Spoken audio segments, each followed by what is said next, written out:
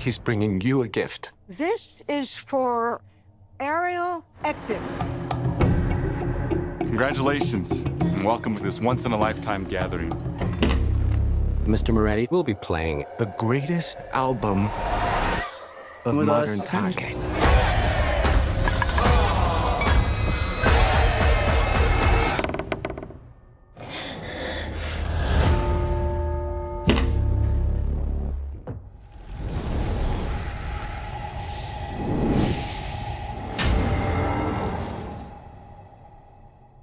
At the beginning of the movie, we see a journalist named Ariel in her office, presenting the idea of writing a story about a legend named Tamara, and her boss Stan likes the idea, but suggests that Chris write the story instead of her.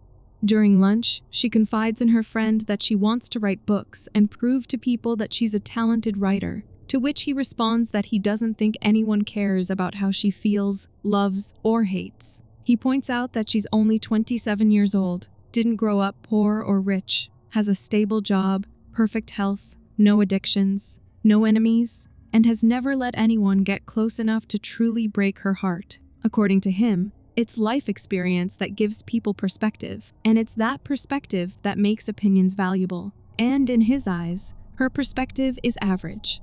Later, she hears a rumor that Moretti has returned, but Stan insists that no one has seen or heard from him in 30 years. He's certain that if there were a new album, Moretti's publicist, Soledad Youssef, would typically send in a VHS tape of him rambling about Moretti's career highlights while announcing the upcoming album.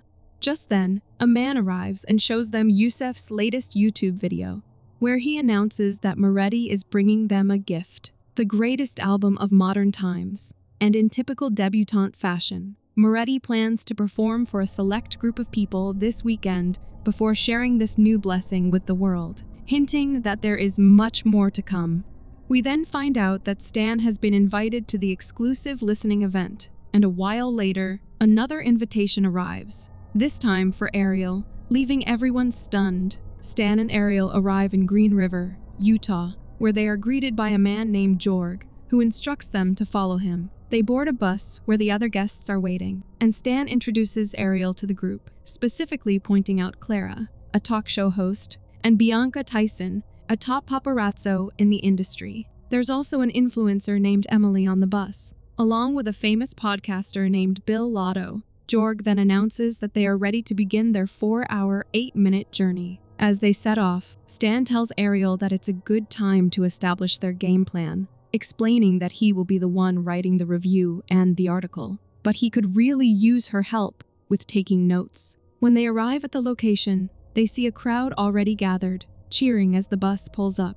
Emily asks who they are, and Jorg explains that they're Moretti's die-hard fans. He adds that ever since the announcement, they've been congregating there, some even sleeping in their cars, hoping to catch a glimpse of Moretti. As they step off the bus, a welcoming group greets them, and Neji explains that, to preserve the integrity of the event, they must deposit their cell phones before heading to their rooms. He assures them that the phones will be returned on Sunday once the experience concludes. After this, each of them is given a pot, and as they examine it, Stan tells Ariel to make a note of it. That evening, Moretti finally appears before everyone and says he would like to be the first to congratulate them on being the first to hear his 18 studio album, Caesar's Request. After this, he joins the guests for dinner, and during this, a little girl named Maud approaches Ariel and asks if she would like to sit with her. A server then brings a loaf of bread and tells Clara to take a bite and pass it around.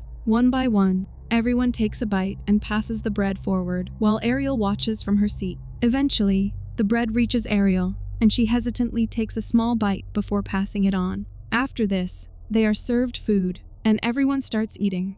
Ariel tells Jorg that she would love to get a bit of background information if he is comfortable talking to her. Jorg shares that he used to teach music at Hardin High School in Charlotte. One semester, he focused on his favorite musician, the Wizard of Wiggle, as the primary focus for the kids. One day, he got a call saying Moretti wanted to meet him. At first, he thought it was a prank, but as soon as he heard the voice, he knew it was real. Ariel asks if Moretti just called him out of the blue, to which Jorg replies that Moretti told him not to tell anyone. When Ariel inquires whether Moretti mentioned what he wanted, Jorg says no, adding that he was on a plane the next morning, and now he teaches music theory to children, emphasizing, "Teach them young, and the world will be yours." Ariel points out that the phrase is from the book, and Jorg confirms it. When Ariel asks who they are, Jorg replies that they are levelists. Curious, Ariel asks what that means, and Jorg explains that it's the only holistic way to protect creativity and those destined to wield it. Later, while Ariel is taking notes, Moretti asks, "Doesn't sycophant have an O?" Startled, Ariel replies yes, and mentions that she was surprised to receive the invitation, but feels truly honored and thrilled to be there for the weekend. Moretti responds that he hopes so, and then leaves, saying, "Rest well." Later, Naji welcomes the guests to the unique gathering and informs them that each has been assigned a 24/7 concierge for their comfort. He encourages them to reach out for any assistance. When Ariel returns to her room, she finds her laptop missing and a note that says, "To ensure the integrity of your experience, we have checked your laptop and it will be returned at the end of your visit." Just then, Ariel hears a sound. Intrigued, she goes to the door to check and sees her concierge, Belle, sitting outside. She then approaches the tape recorder and plays it, and Moretti's song titled "Tomorrow, My Love" begins to play. Ariel sits on the couch and listens to the song, and it is then revealed that there are hidden cameras installed in the guests' rooms and around the property, which two people are monitoring. Meanwhile, Lotto is getting a massage at the spa when he hears the door open and notices someone measuring him with a measuring tape. Startled, he tries to get up, but he is forced back onto the bed. Suddenly, the sound of a machine is heard, and the scene cuts off abruptly with his screams. The following day, when Ariel meets Moretti, she asks him how long ago he discovered this place and religion, to which he laughs and replies that he didn't create it, explaining that it existed long before him. Ariel then asks, "But you're a member?" And he responds that he is very committed to it. Curious, Ariel asks what they do, and when Moretti asks what she means, she explains that Catholics go to Mass and Muslims pray toward Mecca, saying every religion has some practice they do together. He asks, "What do you call a group that does nothing together?" And Ariel replies, "Congress." Moretti chuckles and says there is one thing they all do, then asks if she would like to see it. He takes her to a tent and explains that the believer inside is engaged in a process they call diving, which is something they are all called to do. Ariel asks if they eat them, and Moretti responds that they use them for necklaces, emphasizing that they source only natural pearls. She then asks how often they find a pearl in 100 oysters, to which Moretti replies that it's not very often, but reducing it to a matter of numbers misses the point. During the process, the man accidentally stabs his hand, and Moretti suggests they leave him to his work, allowing him to concentrate, and as they walk away, the man continues his task. Ariel asks, "What's the point of that?" Moretti explains that the meditations of Level teach that a single pearl is worth far more than countless empty shells. Balance, he says, isn't about equality, but recognizing that not all things are equal. Later, a woman named Rachel enters Ariel's room with her team and explains that they are going to make her look like the best version of herself. Meanwhile, a man is seen crafting dolls, dressing them in the same outfits that the guests are about to wear. Rachel asks Ariel when she last shaved or waxed down there, to which Ariel says it's none of her business, but Rachel explains that Moretti requires everyone to be unshaven, specifically with a full, tidy bush. Ariel asks if Moretti plans to see it, and Rachel replies, no. She adds that she's worked on the debutante since before the Cream Crush tour, and that every impressive guest Moretti has hosted has gone through this process. Later, Ariel asks Claire and Stan if they were shaved down, and they confirm it. Jorg then suggests they head to the listening room, to which Ariel points out that they're one person short, and when Clara asks where Bill is, Jorg explains that Bill opted for a longer massage session and will rejoin the group later. They all gather in the listening room, where Moretti says humanity has been in debt ever since it arrived on this tiny rock. Every now and then, someone like Michelangelo painting the Sistine Chapel or Tina Turner covering Proud Mary helps chip away at that debt. He doesn't claim his album, Caesar's Request, will erase it entirely, but he believes it will bring them a step closer. He then begins his performance, and everyone seems to be thoroughly enjoying it. However, as the performance nears its end, Emily suddenly starts coughing. Concerned, Moretti instructs his team to cut the music, and they all rush to check on her. Moretti tells Rachel to take Emily to the infirmary, and as they take her away, Moretti suggests that they all go get some fresh air. Outside, Stan observes that Moretti's paintings, though varied, share a unifying quality, almost like different faces of the same entity, to which Moretti explains that the levelists view God as a temporary state accessible to anyone, but it doesn't last. He compares this to his experience while creating the bridge on leave without love, describing it as a moment of divinity, just like the person who created the horseshoe thousands of years ago was a god. Ariel wonders if this concept is alienating, as most people may never create something truly perfect, to which Moretti disagrees, arguing that anyone can experience a divine moment, regardless of their status, and Stan agrees, saying they are just vessels. Some possess talent, while others don't. Later, Ariel tells Stan she's considering writing a companion piece on the levelists, calling them a cult with fascinating backstories. But Stan cuts her off, reminding her that they're publishing one story, and she's playing a vital role in it. He insists that the weird groupies in blue don't matter because it's all about the music. Suddenly, an arrow strikes Stan, and Ariel screams for help. Georg shouts for Charlene to come quickly and tries to calm Stan down, assuring him that it looks like the arrow only hit his shoulder. A kid rushes over, apologizing to Stan and explaining that it was a mistake with his grip. Later, Ariel asks Stan if it's possible that what happened to him wasn't an accident. She points out that they're in the middle of nowhere, without their cell phones or laptops, leaving them cut off from the outside world, and they're being surveilled and probably listened to in their rooms. Stan jokingly asks if she's been drinking with them, since she's starting to sound paranoid. Ariel asks, "Is this not alarming to them at all?" To which Stan says it's less weird to him that Bill thinks he's too good to listen to the album with everyone else than it is to believe that Moretti would go through all this just to steal their cell phones. Ariel then mentions that Clara said Bill and Moretti hated each other, to which Clara explains that years ago, Bill gave an interview where he made fun of Moretti for having his Doberman stuffed after it died.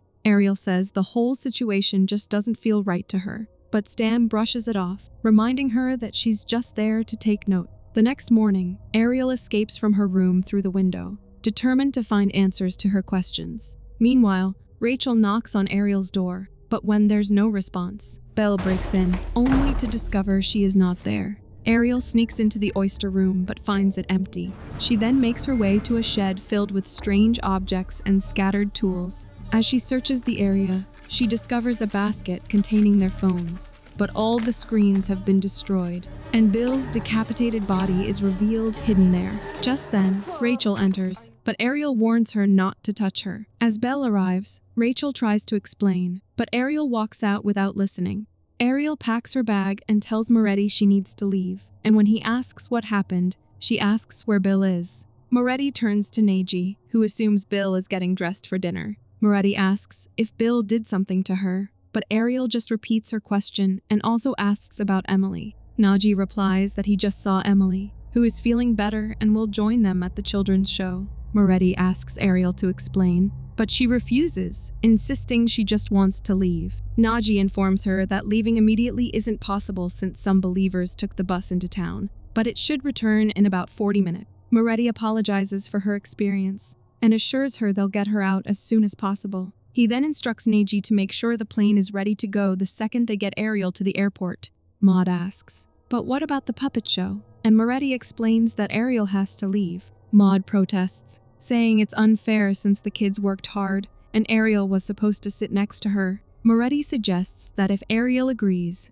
she could stay at the children's building, which is closest to the gate, and watch the show until the bus arrives. Ariel agrees to stay, and they watch the puppet show, where the puppets are rats representing journalists. A singer puppet appears, and a rat asks if her childhood trauma helped her create successful music. She replies that while her journey from hardship to success is like a sweet song, she wouldn't wish her childhood on anyone, even for success. Throughout the show, Ariel's attention drifts outside until she feels something move under her seat. Startled, she gets up, and everyone watches in shock as someone tears the bag apart.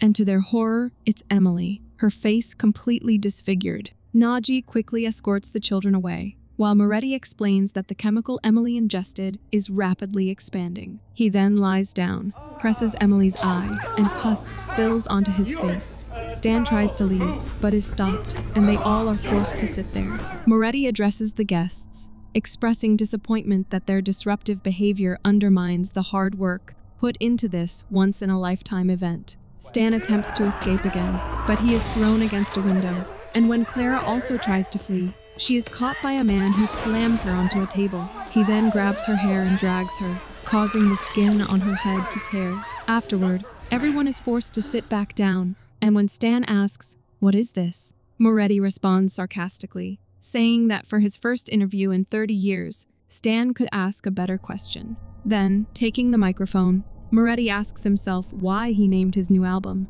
Caesar's Request. He then answers that it's an insane story. While spending the summer on the Cape, he became fascinated by the tale of Julius Caesar's kidnapping. He asks if anyone knows who kidnapped Caesar, and Ariel answers, "Pirates." Moretti says that's correct, and then asks what Caesar did after being freed, and Ariel replies that he killed them.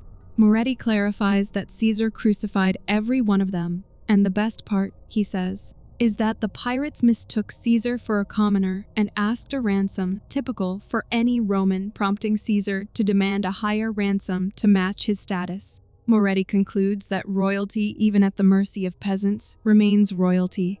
After this, they pick up Stan, who starts begging for his life. Moretti shoves Claire aside as he sits on the bag, and Jorg stabs Stan. Bianca tries to make a flee, but Belle catches up and stabs her too. However, in the chaos, Ariel manages to escape by jumping out of the window. Ariel hides in a chalet and grabs a screwdriver for protection, and while searching the place, she discovers bottles of poison stored alongside wine. Then, as she enters another room, she is horrified to find Bill's head mounted on the wall. Ariel then hides in the bathroom, but Belle appears at the window and suddenly grabs her. Ariel struggles to break free, dropping the screwdriver in the process. However, she manages to pull Belle inside, and the sounds of their fight fill the room. Eventually, Belle emerges from the bathroom, leaving Ariel unconscious behind. Ariel wakes up to find herself and Claire tied to chairs, while Moretti delivers a speech to his followers. Rachel approaches Ariel and whispers instructions, saying when she reaches the gate, turn right, and keep going until she sees the light. She urges Ariel to push her, and meanwhile, everyone, including Moretti, drinks the wine, and Naji forces Clara to drink it too. Ariel pushes Rachel, causing her to hit the fire, which sets Moretti's cape ablaze, and seizing the opportunity, Ariel escapes the place. Moretti's followers extinguish the fire on him, while Belle sets off in pursuit of Ariel. Ariel manages to jump over the fence and approaches a man for help, desperately explaining that people in the house are dead and they need to leave. The man, instead of helping, excitedly asks if meeting Moretti thrilled her, but spotting Belle approaching, Ariel knocks the man down, steals his car, and speeds away. 2 years later, in an interview, the interviewer asks Ariel if that's really how it happened when she returned to the compound,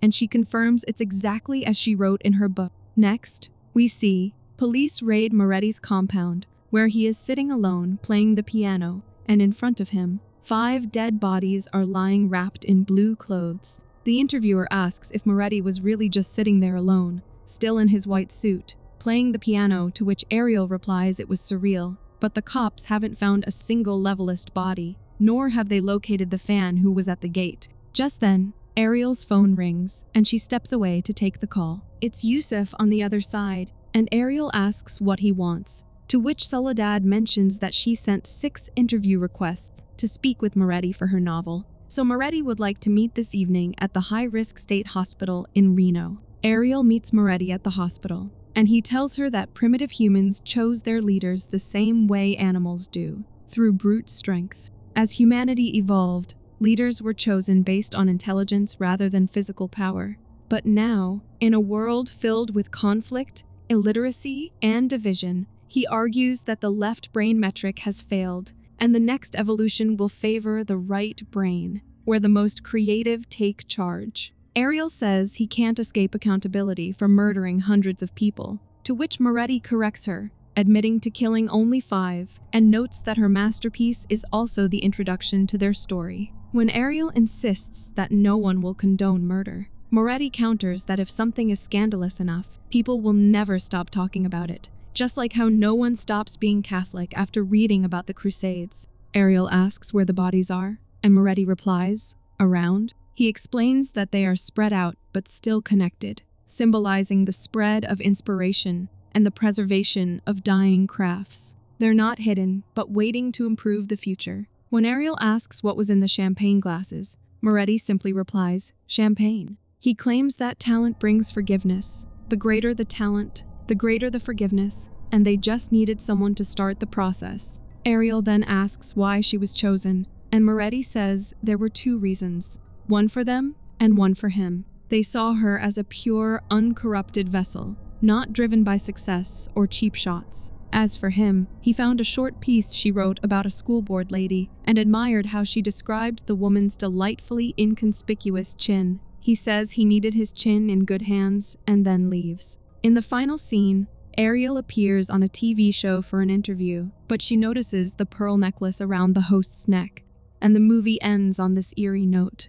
Thanks for watching. If you enjoyed the chills, hit that like button, subscribe, and turn on notifications so you never miss a scare. Until next time, stay spooky.